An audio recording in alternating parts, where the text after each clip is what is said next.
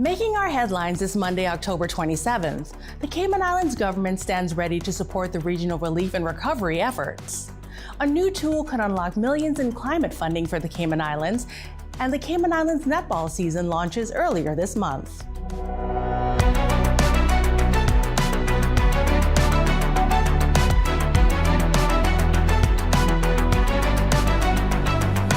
Good evening and welcome to CIGtv News, the official source for the latest and most accurate government information. I'm Kafara Augustin. As rough seas build across the Cayman area, in studio today is Mr. Kerry Powery Linwood, Acting Director General with the Cayman Islands National Weather Service, to provide the latest projections for Hurricane Melissa. Good day. I'm Kerry Powery, Chief Meteorologist with the Cayman Islands National Weather Service, bringing you an update on Hurricane Melissa. This afternoon at 4 p.m. local time, major hurricane category 5, Melissa was located at 16.7 north, 78.4 west, with maximum sustained winds of 175 miles per hour. The problem has been the slow motion of the storm. But since this morning, the storm has started to turn towards the northwest. And the forecasters at NHC expect a further turning towards the north overnight, and then begin more of a northeasterly track from tomorrow afternoon. As it is now, you have a major hurricane expected to make landfall over Jamaica sometime on Tuesday afternoon, racing off to eastern Cuba by Wednesday morning and into the Atlantic. Again, the projections have all been the same. It's just the timing has slowed because of the overall motion of the storm. But overall, the forecast path has not changed significantly. What does that mean locally? Hopefully, we only expect some breezy conditions and some rough seas. For now, the Cayman Islands National Weather Service has a marine watch in place, and at this time we ask mariners to secure the boats.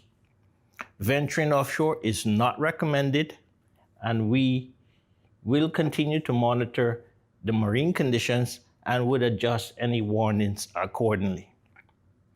Again, we need to stay up to date with the latest observations, and right now our thoughts and prayers are with our neighbors, Jamaica and Cuba, as they potentially face a catastrophic, dangerous hurricane over the next day or two. The Cayman Islands government stands ready to support the regional relief and recovery efforts that may be required. In an address to the nation, Her Excellency the Governor, Mrs. Jane Owen, and Premier the Honorable Andre Ebanks announced what government is planning. Hazard Management Cayman Islands is currently coordinating with regional partners to ensure an effective framework for assistance as is requested. Hurricane Melissa has rapidly intensified into a Category 5 hurricane. We anticipate many of the challenges Jamaica now faces, and our thoughts and prayers are with them. Hazard Management Cayman Islands is working closely with our regional partners and relief organisations to establish an effective assistance framework. We're monitoring the situation around the clock and will respond swiftly if and when Jamaica requests support. Our commitment is simple: to stand with the people of Jamaica and bring help that truly makes a difference. We call upon our Caymanians, residents, and business partners to stand ready to support relief efforts. We will provide clear guidance through official government channels on what, how, and when you can contribute most effectively. As Caribbean nations, we share common challenges and a common responsibility to support one another. The Cayman Islands will continue to be a reliable partner, both to Jamaica and to our wider region. To our neighbors in Jamaica, know that we are monitoring the hurricane closely, and we are ready to provide aid and assistance to you. You are not alone. And to our community, please continue to monitor official government channels for verified updates on how you can support the relief efforts. The public is encouraged to monitor official government channels for verified updates on relief efforts and donation procedures. In other news, a groundbreaking online tool launching next year could determine which projects get built in the Cayman Islands and help governments secure millions in international climate funding to pay for them. The National Resilience Scorecard will be Cayman's first data-driven system for evaluating whether proposed projects, from roads to hospitals to housing developments, actually make the island stronger against hurricanes, flooding, and rising seas. Lisa Hurlston-McKenzie, the Senior Policy Advisor for the Ministry of Health, Environment, and Sustainability, spoke to CIGtv. The ministry has been working very closely with IRMA and Expertise France on scope development, terms of reference, and project approach for several months.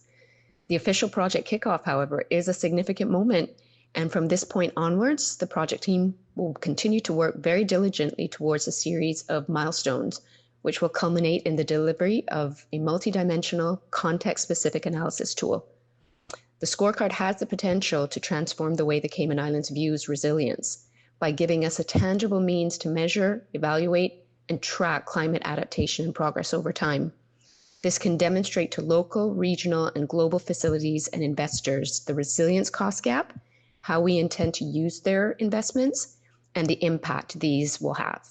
The European Union is funding the project, which brings together government ministries to track resilience across the environment, economy, infrastructure, and communities. The scorecard launches in mid-2026 and could make Cayman a model for other island territories facing similar climate challenges. Everything from disaster response systems to food security initiatives will be measured against how well they prepare Cayman for future climate risks. Now for today's sports news. Earlier this month, the Cayman Islands Netball Association launched this year's netball season with a fundraising barbecue, mini matches, and the parade of uniforms where 10 teams vied for the prize of Best in Uniform. Funds raised from the event will go towards the development of the Under-16 program. Time now for our weather forecast. Tonight, we can expect cloudy skies with scattered showers, especially across the sister islands. Showers will become locally heavy at times, and a marine watch will be in effect. Earlier in the news, you would have heard from the National Weather Service speak to the weather projections for Cayman. For local weather updates, be sure to visit the Cayman Islands National Weather Service's website, that's weather.gov.ky, and follow their Facebook page for the most reliable coverage. If you're watching us on the CIG YouTube channel, don't forget to like, share, and subscribe to stay informed with the facts straight from the source. That's all for today's news brief. I'm Kafara Augustin. Have a good night.